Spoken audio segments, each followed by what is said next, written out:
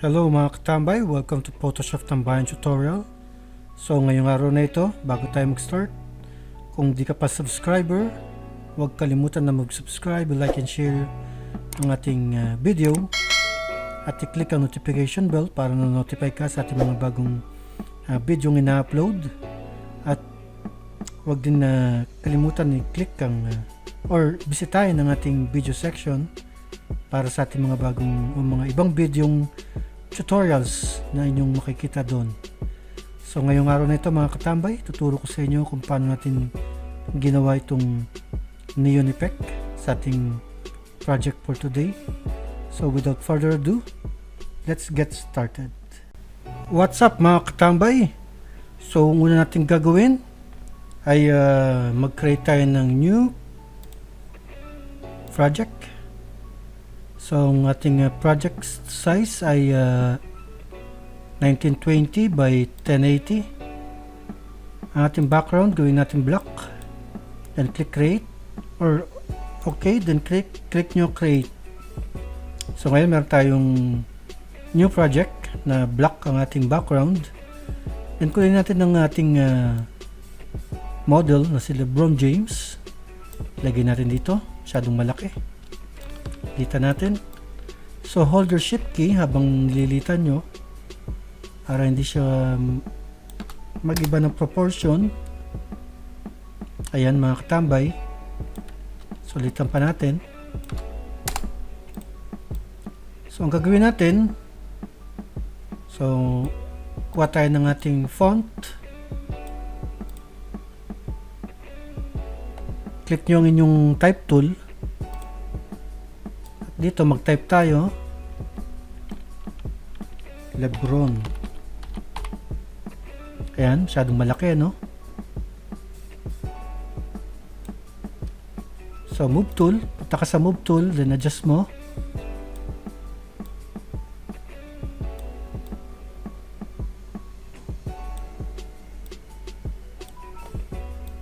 Ayan.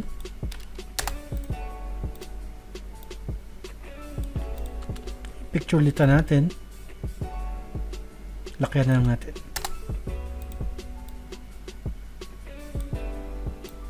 Lagyan sa ibabaw. So pagkatapos, mga katambay, para maging mawala yung kulay sa loob, ang gagawin nyo, highlight nyo siya. Ang ating LeBron na font, punta ka dito sa fill, i-zero natin. So nawala na siya, di ba? So double click nyo. Punta kayo sa outer glow. Or punta tayo sa stroke. Kapal ng stroke natin, no? Ipisa natin. Gawin nating 3. Ayan. Gawin nating yellow para maging neon siya. Then click nyo itong outer glow. Iyan mga katambay. So kung napansin nyo, yung ating normal to. So ganyan mga katambay ang ating neon effect sa ating pangalan. So lagyan natin ng Ctrl J nyo, i-duplicate nyo. Ayan. Ayan sa kabila. So lagay natin yung kanyang apelido, James. Ayan. So siya po ang ating model for today, si LeBron James.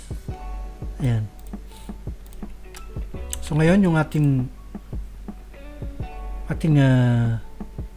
sample model, pwede nating lagyan din ng glow, no? Subukan natin, ha. So duplicate muna natin siya, Ctrl J, para meron tayong backup kung sakaling meron tayong nagawang pagkakamali. So go to your blending option, layer style, outer glow. Ayan, yung outer glow niya mga katambay. Siguro yung outer glow, litan natin yung spread. Pero yung size, lakayan natin. spread lit. So bahala na kayo magtimpla mga katambay kung ano yung maging gusto nyong kalalabasan. Ayan. So ayan. So ngayon gagawa tayo ng new layer para sa ating style na papalupot sa kanya, no? So punta tayo sa ating new layer. I-click nyo ito, then click nyo ang create new layer dito. Yan, new layer natin. Punta tayo sa pen tool. Ito sa pen tool, pag di nyo nakikita pen tool nyo, naka-on ang inyong caps lock. Ayan. So dapat naka-off ang inyong caps lock. Then punta tayo sa brush.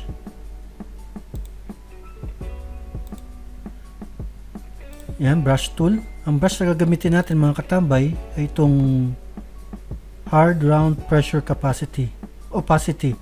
Ha? Hard round pressure opacity. No?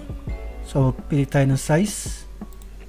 Gawin nating 22. Tignan natin. Gawin nating yung kulay pwede mo nang baguhin mamaya. So punta tayo sa ating pen tool. Ayan. So ngayon gagawin natin, mag-iikot tayo kay LeBron James ng curve.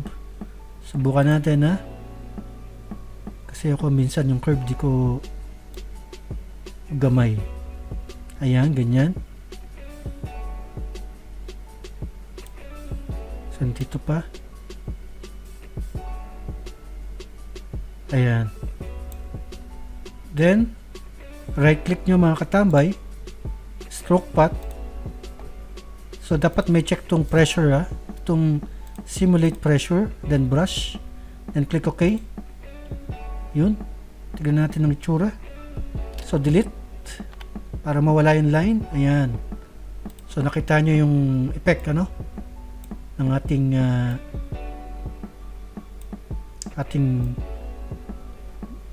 brush sa kanya. So yan, paggawa ng curve or line curve sa pen tool. So palitan natin ng kanyang blending. Double click. Punta ka sa kulay niya, baguhin mo. So okay na siguro yan, pink. Pili tayo ng iba. Dapat yung neon. Yan. Then outer glow. Ganyan mga katambay. Yan. So yan, si paring LeBron James. So ngayon, kung gusto nyo paramihin ang inyong lines, pwede nyo na siyang i-duplicate na lang. Ctrl J in your keyboard. Ayan, para dumami. Tapos itong James, pwede nyong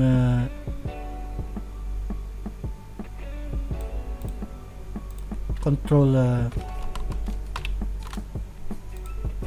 so ayan mga katambay, ang ating neon effect in Photoshop. So bawas natin ng opacity, subukan natin, lagyan natin ng konting effect ang ating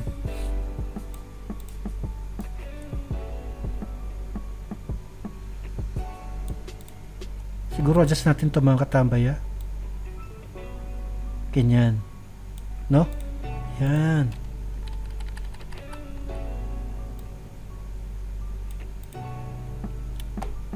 So duplicate ulit natin para magkaroon ng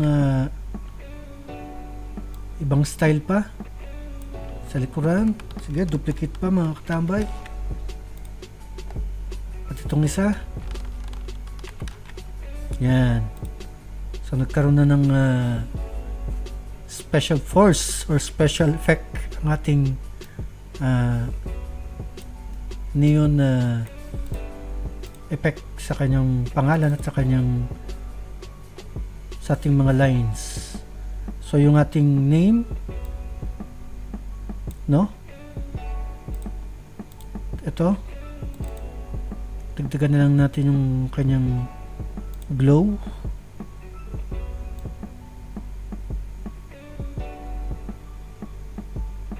Gawin natin 27. So gayahin din natin, duplicate, double click, gawin mong 27. Ayan.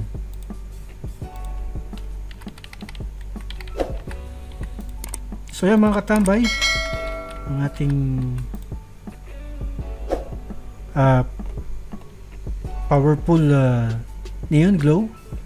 Kung gusto nyo pandagdagan ng neon glow yan, pwede pa. So kung gusto nyo, click nyo ulit itong Lebron, then click nyo ang new layer, gawa pa tayo ng isa. So dapat yung size natin, so pagka naka-pen tool ka, dapat nakapat ka, pat. Tapos adjust nyo muna yung brush nyo, gusto nyo kapalan, no? Makikita nyo naman dito kung gaano kapal, ganyan. Yan, pwede nyo gawing 48. Laki na nun, ano? Subukan natin kung ano tsura, ha? Sige. So meron dito nga sa CC 2020, meron ng curve na hindi ka na mag-curve, kundi ano na siya, na pa-curve talaga, no? Ayan. So ito, mas okay na to mga katambay. Ayan, hindi ka na mag-adjust. So naka-curve na talaga siya. Subukan natin. Right click, stroke path, simulate pressure, may check, then click OK. So yan. So delete lang natin para mawala. So ito ang ating another curve. So yung curve natin hindi malinaw, ano? Subukan natin ulit. So tayo dito.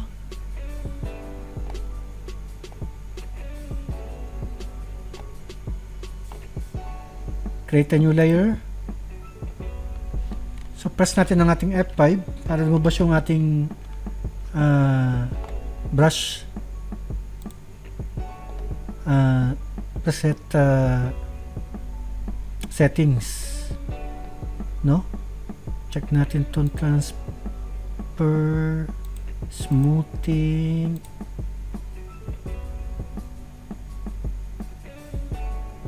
shape dynamic,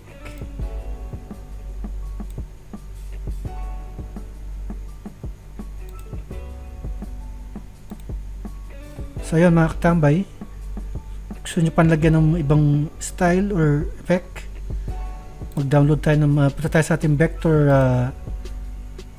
mga vector image na na-download ko sa internet.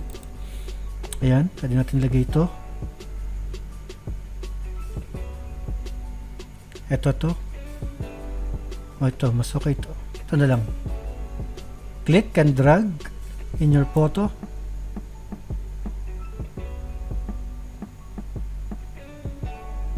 Ayan, tagal pakita. Ayun, lumabas na. Then palitan yung inyong blending mode ng ating vector. Gawin mong multiply.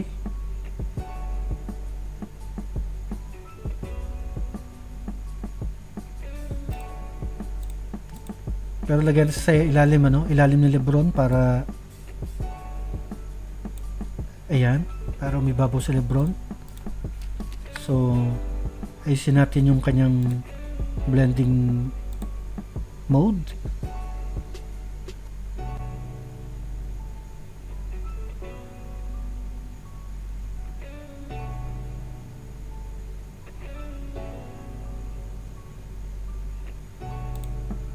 So bawasan natin ang opacity para mangibabaw si Lebron.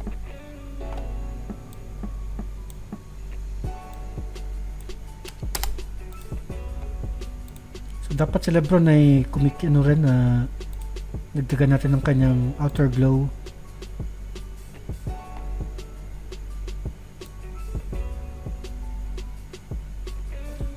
So kung gusto nyo palitan yung outer glow ano nyo, effect nyo, punta kayo dito sa contour. Yan, meron dyan mga design. So piliin natin itong small thumbnail para nakikita natin. Ayan.